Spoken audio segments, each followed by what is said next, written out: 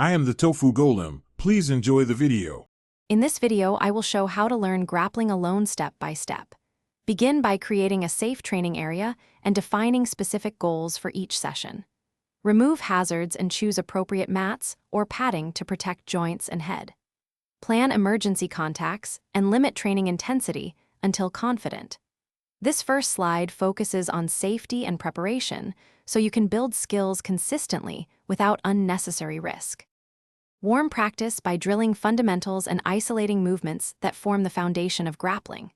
Focus on hip escapes, shrimping, technical stand-ups, and balance drills using slow, deliberate repetitions to build muscle memory. Incorporate grip-specific solo work and partner substitutes like a heavy bag or dummy if available. Record your training so you can analyze posture and technique, then adjust drills for steady improvement and clearer progress tracking. Blend skill work with targeted conditioning to improve stamina and power for grappling exchanges. Prioritize functional movements like kettlebell swings, pull variations, and core stability exercises that translate directly to control and scrambles.